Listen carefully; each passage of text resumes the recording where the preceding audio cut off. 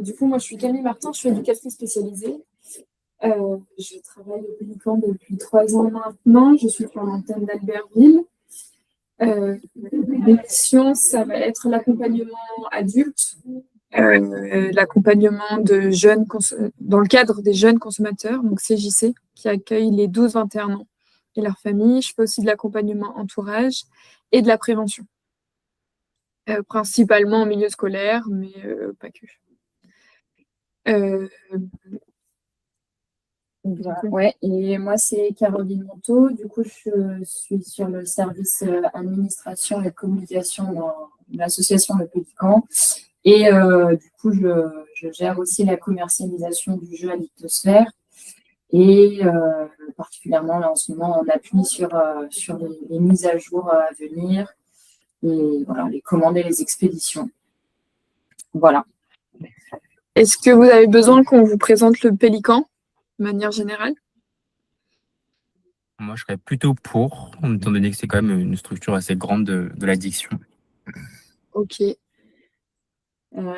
C'est une association donc, qui est basée en Savoie, qui existe depuis 1980, qui a été lancée par des bénévoles, parce qu'il y avait un besoin d'accompagnement sur le territoire. Et aujourd'hui, il y a toujours des locaux qui sont à Chambéry, des locaux à Albertville, et on a des permanences un peu partout en Savoie. On a donc un XAPA, un centre de soins d'accompagnement et de prévention en addicto, et un CARUD. Donc là, c'est le centre de réduction des risques des addictions. Et on est une quarantaine de salariés, donc éducateurs spécialisés comme Camille, des médecins, des psychologues, des chargés de prévention, des infirmières, parce qu'on a un service de distribution de délivrance de méthadone. On a un service appartement thérapeutique aussi. On a un service... Qu'est-ce qu'on a plein de services, hein. Qu'est-ce que je voulais dire? On a fait le tour.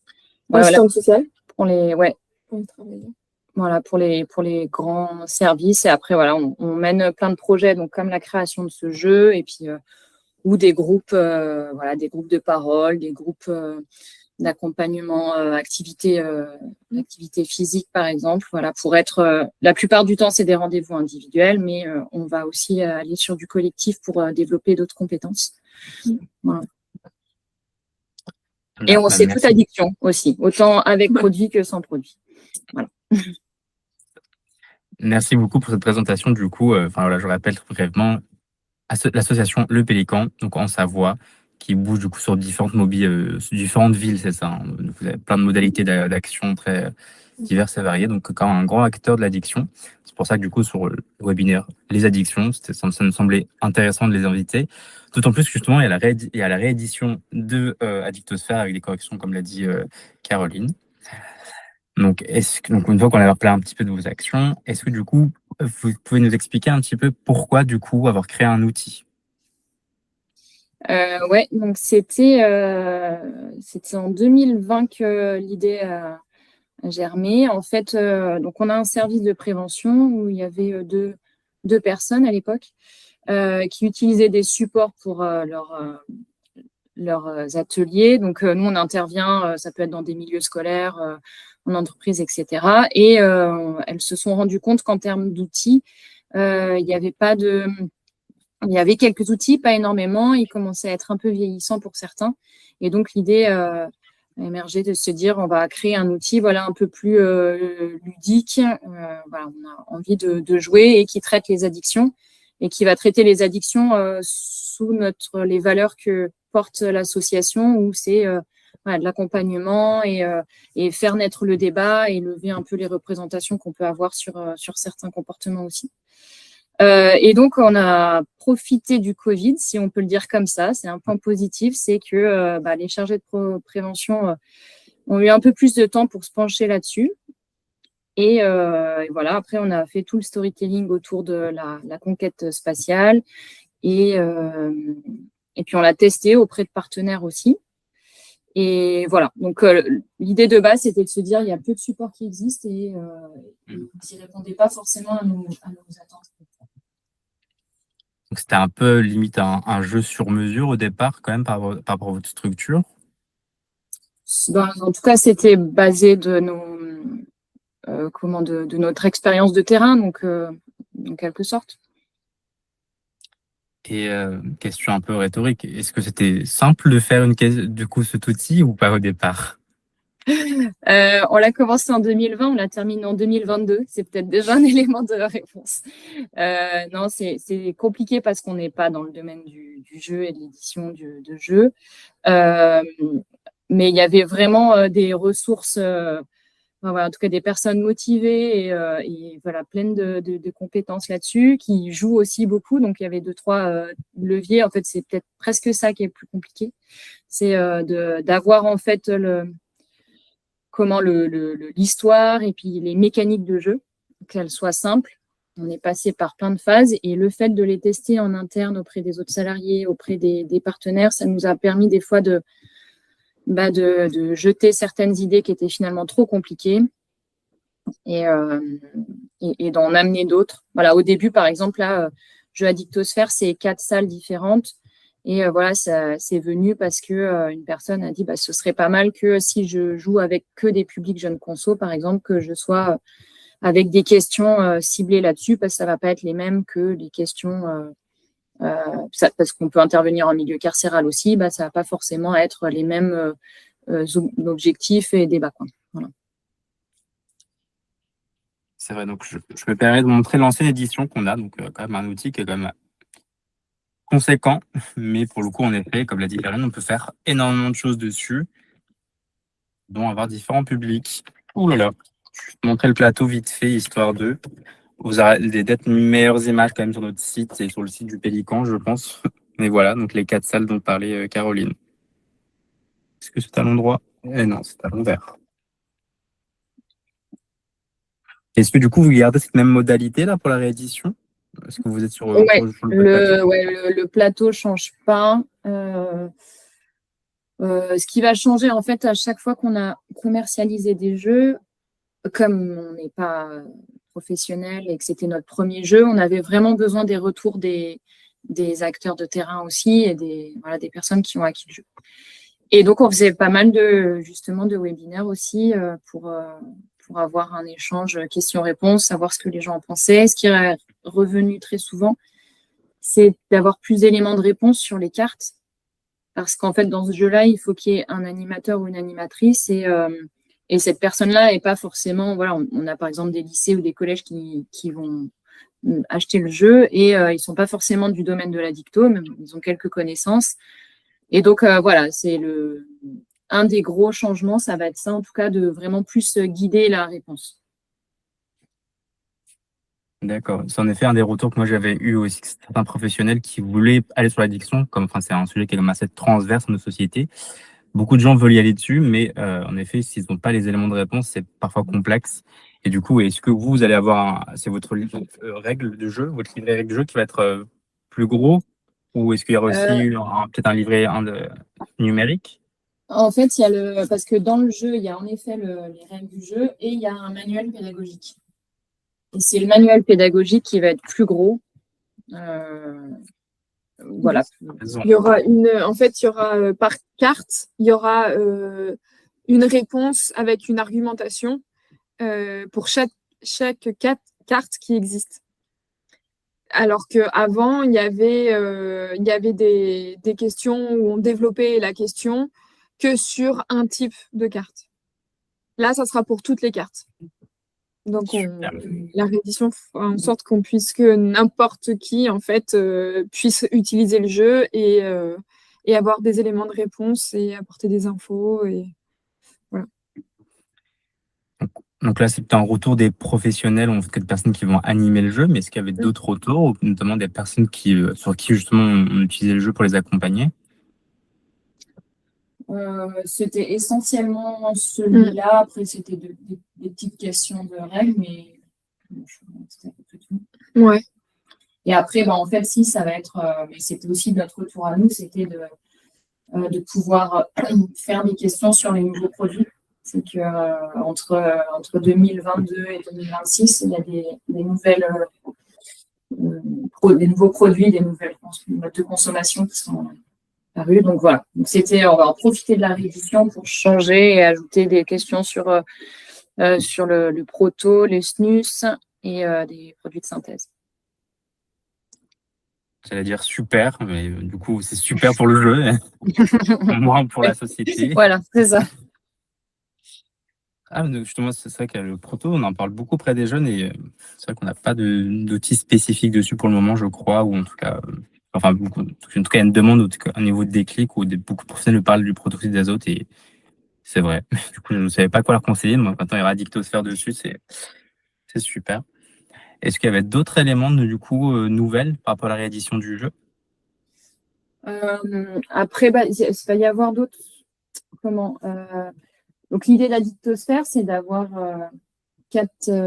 pour remporter le jeu, 4 capacités différentes. Challenge, je les ai pris en tête. Alors, je ne sais plus comment vous les appeliez. Ouais. Et voilà, challenge, imagination, logique et communication.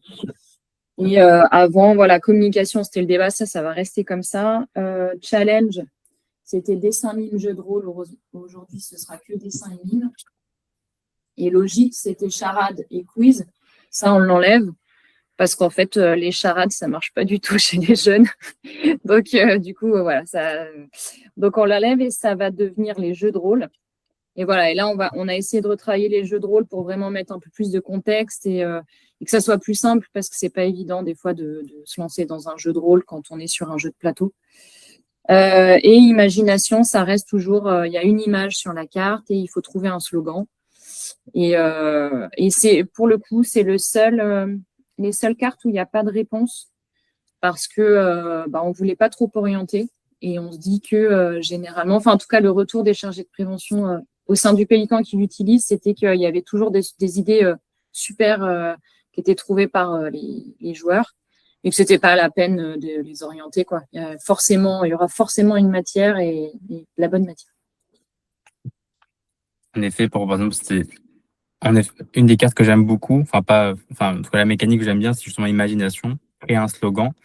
Ça, j'ai toujours eu des très bons retours. En effet, les jeunes, ils apprécient bien ça aussi. C'est assez intéressant de comment créer un slogan, c'est pas pour une image. Et aussi pour eux de décortiquer un petit peu aussi, nos chers collègues de la santé publique. Super. Donc, de nouveaux produits, du coup, une mécanique qui est similaire, mais comme du coup quelques trucs qui changent. Oui, puis après, ça va être un peu à la marge sur des plutôt graphismes, des choses qui changent pour simplifier, mais voilà. La mécanique reste globalement, à part ces deux choses-là, la même. Du coup, vous gardez également les météorites? Oui, là, il y en aura plus même. Ah, super. Ouais, il y en aura plus. Pour challenger un peu plus, pour que ce soit moins facile. Comment? Pour challenger un peu plus. Exactement, c'est pour vous expliquer un peu la mécanique. Donc, on a un petit dé qui permet de faire avancer sur le plateau. Et du coup, parfois, il y a cette face, justement, on doit récupérer une carte météorite qui est plutôt un espèce de quiz, ou un vrai ou faux, et qui est intéressant parce qu'il y a plein d'informations et ça redynamise le jeu, moi, je trouve personnellement, et que les jeunes sont assez fans des informations. Bon, évidemment, on ne va pas forcément tout retenir, toutes les informations pépites, mais c'est un outil qui est très pertinent, je trouve, en forme de ludique. Et vraiment, un retour que moi j'ai, vraiment, Addictosphère, c'est un jeu, c'est un outil ludique et par rapport aux autres jeux qu'on pourra parler un peu plus vers la fin, voilà, c'est un jeu. Et les autres sont quand même moins engageants du coup. Oui, c'est gentil. Mais ouais, il y aura beaucoup plus de cartes météorites qui sont aussi expliquées, qui étaient déjà expliquées dans le manuel. Mais voilà, donc là, toutes les cartes, ils sont expliquées. Et du coup, est-ce que, peut-être une question davantage pour Camille peut-être, mais du coup, l'outil, vous l'utilisez comment en interne concrètement? Est-ce que vous avez des exemples d'utilisation? Alors, le jeu en lui-même, je l'utilise assez rarement en jeu de plateau. Parce que sur mes interventions, j'ai pas forcément le temps et j'ai beaucoup de monde en face de moi. Donc, j'ai pas forcément le temps de me poser et de discuter ce qu'il faut prévoir au moins, je pense, 1 heure et demie pour jouer, si on veut le faire jusqu'au bout et prendre le temps. Mais il m'est arrivé d'utiliser les cartes, par exemple, pour poser des questions, utiliser les cartes du jeu De toute manière, le jeu, on adapte toujours en fonction du public qu'on a en face. C'est-à-dire que en fonction de ce qu'on veut aller travailler, de ce qu'on veut questionner, il faut trier les cartes et faire des fois des sélections. Parce qu'on peut ne pas tout aborder. On peut aussi jouer qu'avec une salle et pas avec les 4. Ça dépend du public qu'on a en face. Donc nous, on conseille toujours de préparer en fait l'intervention avant et de sélectionner les cartes qu'on veut utiliser. Donc moi j'utilise les cartes en elles-mêmes des fois pour faire des interventions plus dynamiques dans la salle et qui vont me prendre par exemple 10-15 minutes parce que j'aurai pas le temps de déployer le jeu. C'est arrivé aussi qu'une collègue l'utilise sur un stand. Donc là on n'a pas le temps non plus de se poser pour faire un jeu de plateau, mais on a les jeux, une personne lance le dé, il tombe sur une case, on tire une question et ça permet d'échanger et d'aborder le sujet. Enfin, un sujet. Pareil, on peut choisir les questions, on peut choisir la salle. Ça dépend de là où on se trouve. Je sais que il y a un partenaire, un éducateur de la PJJ. Donc la PJJ, c'est la protection judiciaire de la jeunesse.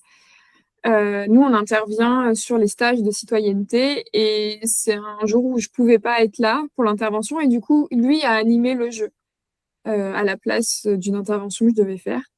Et donc, ça a pu remplacer et apporter quand même des informations et permettre aux jeunes de discuter et d'avoir de l'info. Super, merci Camille. Je prends une question et quelqu'un qui demandait quel type d'addictions sont abordées dans le jeu, uniquement les produits stupéfiants ou aussi addiction au jeu, sexe, sport, etc. Ouais, c'est les deux. En fait, il y a c'est vrai qu'on n'a pas présenté les salles. Il y a 4 salles. Donc une salle CJC, consultation jeunes consommateurs, une salle parentalité, une salle addiction avec substance et une addiction sans substance, avec produit ou sans produit. Donc, ça aborde tout. Et vous pouvez décider de jouer avec les 4 salles, avec 2 ou juste avec une. C'est à adapter en fonction de vos besoins. Et une suite directement de questions. Y aura-t-il un focus sur protoxyde d'azote et PTC et à partir de quel âge? Focus, je ne sais pas, mais il y a des questions en effet, des cartes avec les questions sur le peptoncrane et sur le photo. Et pour revenir aussi à la question d'avant, on a aussi rajouté des cartes sur les jeux, les paris sportifs en ligne, qui n'étaient pas forcément traités avant et voilà, on a trouvé aussi important de le remettre, de rajouter des cartes sur cette version. En effet, je vais juste répondre à cette question. Et quel âge on l'a mis à partir de 10 ans. Après, nous, les jeunes consommateurs, c'est à partir de 12. Donc, voilà. C'est pour ça, si jamais c'est vraiment avec des jeunes, il faut adapter les questions, mais pas toutes les questions. Ouais, en effet, vraiment l'outil hyper complet. En tout cas, personnellement, moi, justement, j'ai œuvré dans un CARUD, donc un centre d'accueil d'accompagnement. Et j'ai pas pu l'utiliser directement, en effet, parce que le plateau, parfois plus ou moins court, parfois il y a des gens qui viennent passer. Donc, ils ont surtout besoin, en fait, quand ils ont un moment pour boire leur café, d'échanger parfois. Parfois, on les voit depuis 4-5 ans. On a la capacité de sortir un jeu de cartes et de jouer avec eux, en fait. Donc, c'est vachement pertinent l'utilisation. J'ai la même utilisation, en tout cas, que Camille aussi. Et pour vous répondre là sur la question des salles, donc il y a 4 salles. Donc, jeunes consommateurs, donc CJC. Après, addiction avec produit, addiction sans produit et parentalité famille. Moi, j'avais une question intéressante d'un professionnel qui m'avait demandé pourquoi avoir une salle parentalité famille? Ouais, vas-y, parce que, alors sur la parentalité, nous, il y a 2 choses. C'est qu'on a aussi on a un dispositif au Pélican qui travaille sur la parentalité de personnes qui consomment. Et du coup, c'est comment comment travailler avec ces personnes sur leur parentalité tout en ayant des consommations. Et je pense qu'il y a aussi l'entourage. Parce que des fois, ça peut être des jeunes qui consomment avec les parents, mais c'est aussi des moins jeunes. C'est pour ça qu'on parle des familles, parce que en fait, l'addiction ou la consommation impacte pas que la personne qui consomme, mais impacte son entourage. Et des fois, ça permet aussi de réfléchir, de prendre conscience de certaines choses et de travailler cette question. En effet, c'est très important pour moi de faire ça aussi, si vous voulez. Et parfois, des personnes vraiment, on me dit, mais pourquoi la parentalité? Je vois pas le rapport.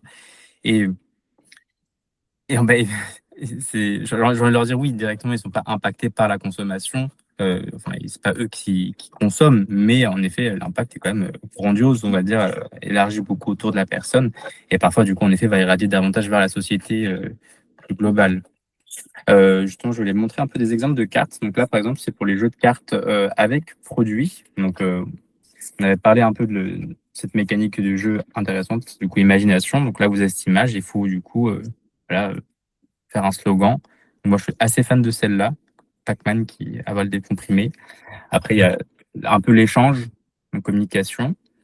En tant qu'ancien fumeur de cigarettes, je préfère l'e-cigarette. Donc, pour ça, intéressant pour relancer. Et après, voilà, il y a tout ce qui est un peu quiz, mais du coup, ça n'existera plus. Le tabac tue chaque année combien de personnes? Voilà. Juste les cartes quiz, en fait, elles vont être pas mal remises dans les cartes météorites. Météorite, bah, Certaines, il y en a beaucoup qui vont glisser. ok. Super. Est-ce que vous aviez d'autres utilisations? Donc, vous avez parlé du coup en utilisation des cartes. En effet, dans la ludopédagogie, la grande information, hein, c'est toujours, on a un outil, on a des mécaniques possibles, enfin, on a, comment dire ça, des guides possibles d'utilisation. Après, on en fait ce qu'on veut en fonction de notre posture, notre public, ce qu'on veut amener. Donc, vous disiez en effet dépareiller, utiliser parfois que les cartes, parfois utiliser la version longue, parfois du coup même en stand, c'est aussi un outil de sensibilisation court. Est-ce que vous avez d'autres utilisations ou d'autres recommandations peut-être? Éviter de le faire avec un trop gros nombre de personnes et si possible avec des jeunes qui se connaissent un petit peu. Parce que des fois, par exemple, sur les mimes et tout ça, ça peut être... ils peuvent être un peu réticents à jouer les jeux de rôle ou tout ça s'ils se connaissent pas trop. Et si jamais vous êtes plusieurs, il y a vraiment du monde, jouer par équipe plus qu'individuel. Ça peut aussi challenger. Parfois, mettre dans les trop grands groupes en sous-groupes, et du coup, il y a comme des discussions qui se passent entre les 2-3 personnes, et c'est tout aussi efficace. Et puis nous, côté, on se balade, on écoute, on peut intervenir si besoin, etc. Donc, en effet, pour les versions longues, c'est toujours intéressant. Et du coup, ma question un petit peu de à quel point justement cet outil, vous avez l'impression qu'il arrive à être saisi par des personnes qui ne travaillent pas justement dans l'addiction.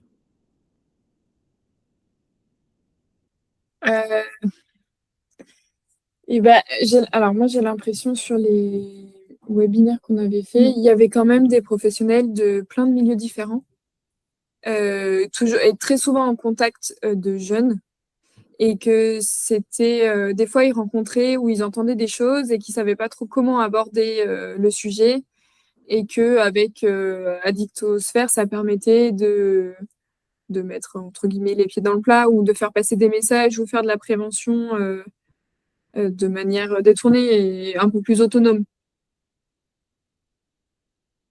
Très bien, en effet, moi, c'est un des trucs, moi, en tout cas, c'est encore une fois ma vision parmi les autres innombrables intervenants sur la question de l'addiction.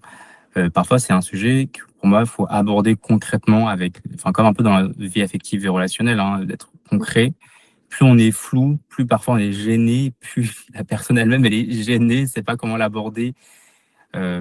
Voilà, par exemple, on pose très rapidement les notions de consommation, de drogue, de produits, même nommer directement ce qu'ils consomment. Et ça peut être justement facilitant pour se dire, bon, s'ils m'en parlent, peut-être, en effet, ils peuvent directement aborder le sujet avec nous, d'avoir quelqu'un qui est vraiment sur des œufs, qui lui dit, est-ce que tu as des pratiques parfois où tu te souviens pas trop de ce que tu fais? Et la personne se perd. Enfin, moi, j'accompagne beaucoup de jeunes, justement. Et c'est intéressant parce que vous parlez beaucoup de jeunes, Camille. Est-ce que vous avez des publics parfois moins jeunes, justement? Oui, des adultes. Ouais, tout à fait. Et vous D'ailleurs, apprenez. le jeu, je l'ai fait pour la première fois avec des adultes. Donc, c'était sur une sensibilisation auprès de CPE et AED. Et ils ont été surpris du jeu et notamment le fait. Bon, après, c'était dans un cadre professionnel, donc ils étaient peut-être moins à l'aise de jouer des jeux de rôle et là-dessus. Mais ça permet tout autant d'apporter de l'information et d'apprendre des choses. C'est pour ça que je parlais d'être avec des gens qui se connaissent un petit peu pour pouvoir jouer à ce jeu-là. Puis je me permets encore un petit rajout. En effet, comme c'est un sujet qui est toujours un peu stigmatisé par ailleurs au niveau moralement, c'est vrai que parfois c'est un peu compliqué. Enfin, moi, je travaille beaucoup la question du travail sexuel ou des échanges économiques et sexuels. Et voilà, c'est pas simple pour les personnes d'en parler parfois, tout simplement parce qu'elles savent qu'elles peuvent être jugées, stigmatisées. Et donc voilà, le fait d'avoir un outil parfois qui en parle directement ou qui est davantage engageant pour les personnes, c'est vraiment un apport, je trouve, qui est hyper crucial. Et du coup, est-ce que vous utilisez d'autres outils justement dans vos accompagnements un peu ludiques? Sur mes interventions, oui, j'en ai plusieurs. À une période, j'utilisais le cancéton.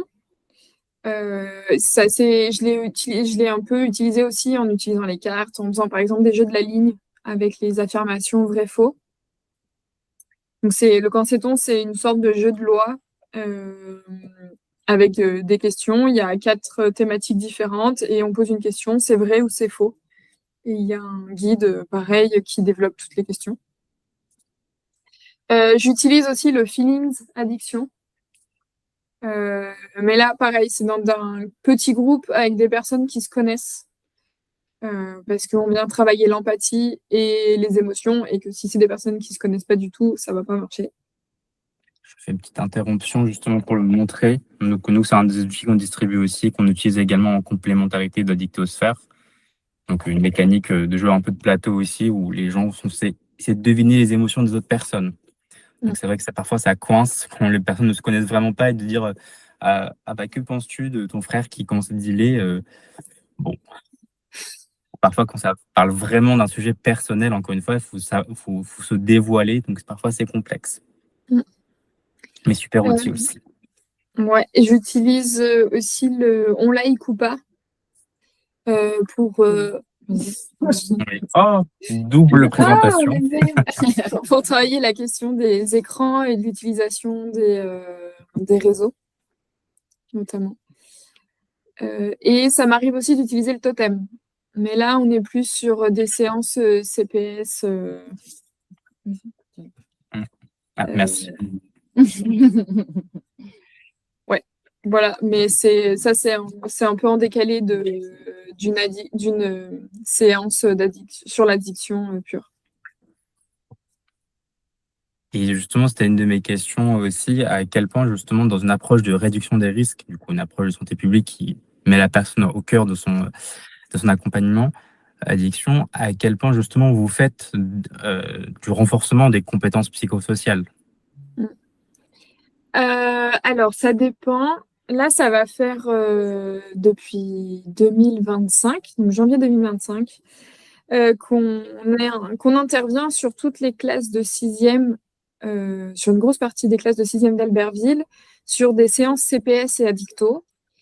Donc, c'est un gros programme parce que c'est à hauteur de 6 séances de 2 heures par classe.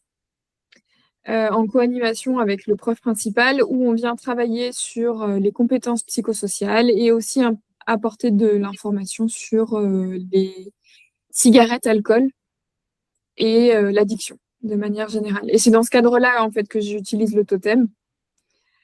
En tout cas, nous, on peut travailler les CPS, mais ça sera toujours en lien avec la conso. Oui. Et justement, pourquoi c'est important de passer par les CPS potentiellement pour parler addiction? Parce que les CPS, c'est ce qu'on utilise tous les jours. Ça vient renforcer la confiance en soi, le fait de savoir dire non, d'avoir un esprit critique. Du coup, c'est aussi comment se développer en tant qu'être humain et pouvoir s'affirmer et ne pas se laisser influencer dans la mesure du possible. Après, on ne fait pas des miracles non plus, mais en tout cas, on essaye de planter des graines et de voir ce que ça donne.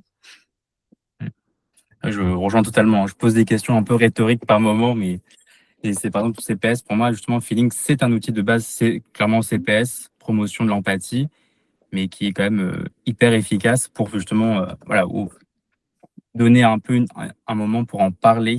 On va beaucoup réfléchir parfois dans la question de la connaissance de soi, de l'esprit critique va être beaucoup alimenté. Vous avez parlé de On like ou pas. Donc, c'est un outil qu'on a rajouté assez récemment dans notre catalogue, donc des éditions Minus. Un outil qui est très simple. Du coup, vous l'utilisez comment, Camille? Là, j'utilise la règle, elle est très simple la règle, donc on est en groupe et je choisis les questions aussi qui m'intéressent le plus, là où j'ai envie d'aller, et je pose les questions et ça crée le débat. Ouais, donc c'est la mécanique pour ou contre. Ouais. Ah oui, il y a aussi ça se fait pas. Qui de nous? Donc voilà, toujours choisir. Donc ça crée C'est un plutôt moment. très simple comme jeu, donc je l'ai pas. Je choisis juste les cartes que je souhaite utiliser en fonction du public que j'ai. C'est ça. Toujours, on a plein de cartes. On a 25 cartes, donc 50 choix possibles. On sélectionne en fonction de notre public et de nos envies. Est-ce que du coup, la question de l'écran, ça, on en parle énormément. Comment vous intervenez sur la question de l'écran, justement? Jeune, moins jeune? Alors, j'ai fait quelques interventions sur les écrans auprès de classes, de certaines classes où il y avait eu des problématiques. Mais nous, ce qu'on aime bien, en fait, ce que j'aime bien faire, c'est intervenir. Jusqu'à présent, on avait des conseillers numériques. Et du coup, d'intervenir en co-animation avec les conseillers numériques, parce qu'en fait, on ne fait pas la même chose, on n'a pas les mêmes compétences, et ni les mêmes connaissances, mais auprès des parents. On trouve ça, je trouve ça plutôt. Alors, c'est très important aussi que les jeunes soient sensibilisés, connaissent certaines choses, mais c'est aussi important, voire plus important pour moi, que les parents soient au courant, parce qu'on se rend compte aujourd'hui que énormément de parents donnent des téléphones sans faire de prévention. Et que ça, c'est un risque, même si il y a de la confiance, même si tout se passe bien, et ben en fait, un enfant peut quand même, ou un adolescent peut quand même se retrouver sur des contenus qui vont choquer ou se retrouver dans des situations qu'il n'aurait pas imaginées. Et ça, les parents n'ont pas toujours conscience. Donc, les interventions sont plus là pour apporter de l'info, parce que tout le monde ne sait pas ce que c'est TikTok ni Instagram, quels sont les risques aussi. On partage des outils de régulation et de contrôle, mais surtout, on leur suggère de s'intéresser à ce que font leurs enfants sur les écrans, leurs jeux, de jouer avec eux, de comprendre comment ça fonctionne pour ouvrir le dialogue et s'intéresser eux aussi et savoir, en fait, connaître. Ça s'appelle de l'éducation aux médias. Et pour nous, c'est... Parce qu'on peut pas interdire, on peut pas dire c'est pas possible, faut arrêter, ou jamais il ne tombera sur un contenu dérangeant. Ça peut arriver, et du coup, c'est prévenir et dire qu'est-ce qu'on fait dans ces cas-là, quoi. D'où l'importance d'avoir justement cette fameuse salle parentalité, famille. Ouais. Et c'est toujours le cas. Enfin, la réduction des risques, encore une fois, dont aussi se base le Pélican, c'est quand même l'approche existe de base, c'est pour dire il y a d'autres issues que l'arrêt immédiat complet dans l'instant T, qui est surtout en fait une approche irréaliste au final. Oui, on est entouré d'écrans. Enfin, ils ont besoin de pronotes pour aller voir leurs devoirs, donc on est obligé de faire avec les écrans. C'est juste comment on fait pour limiter les dégâts. En effet. C'est vraiment, nous, on manque pas mal d'outils, je trouve, sur l'usage des écrans. À la fois, il y a plein de choses qui existent, mais on trouve ça un peu complexe.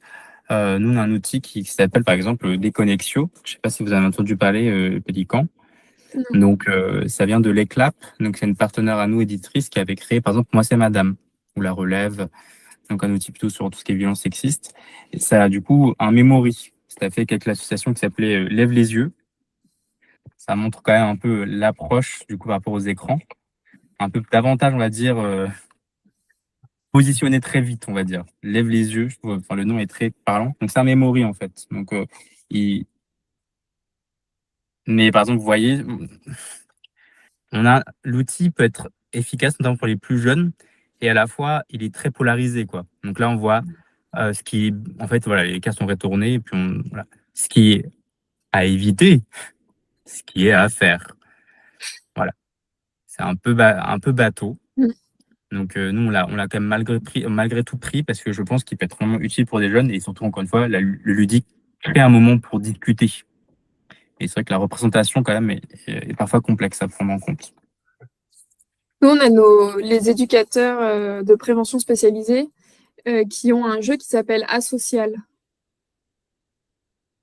et qui est à destination des jeunes pour parler, pareil, c'est un jeu de plateau, un peu un style il me semble, de Monopoly, mais où on perd des points, où on gagne des points en fonction du comportement qu'on a.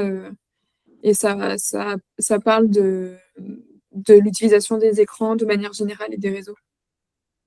Asocial, je Social note. avec un arrobase, le A. Ah, d'accord. Asocial. Je me permets de l'écrire pour me souvenir moi-même. Asocial, donc asocial comme ça, d'accord. Ah, super, merci beaucoup. Ah, merci, franchement. Et, euh, et du coup, Déconnexio, c'est plutôt à partir de 6 ans. C'est très simple, hein, Memory. Donc, on a vraiment juste, il faut accompagner. C'est comme des outils. La plupart des outils sur la médiation, sur l'addiction, c'est comme des outils, je pense, il faut il faut de la médiation pour accompagner correctement. Donc, merci beaucoup pour tous ces étayages. Et du coup, dernière question, c'est à quel point justement vous arrivez à justement utiliser sur un même personne Addictosphère et d'autres outils. Est-ce qu'il y a toujours des liens qui se font? Est-ce que parfois il y avait des utilisations où Addictosphère rentre pas forcément dans le jeu parce que un outil était privilégié? Ouais, ça dépend du public, ça dépend du temps qu'on a. Principalement, c'est ça. Et du message qu'on veut faire passer. Et du coup, quel serait le message pour Addictosphère? Bah, Addictosphère, en fait, on peut faire passer plein de messages, ça dépend du public qu'on a, ça dépend, par exemple, si on pourrait travailler que sur la parentalité, par exemple, parce qu'on a en face de nous des personnes qui sont là pour ça, on peut travailler sur que les CJC parce que c'est le message qu'on veut faire passer, ou si on a du temps et qu'on a envie de parler de l'addiction de manière générale, et ben on joue avec tout. Il y a un truc que je voudrais juste dire, c'est que, comme vous l'avez dit tout à l'heure, les addictions, la consommation de produits, c'est un petit peu tabou, on a du mal à en parler.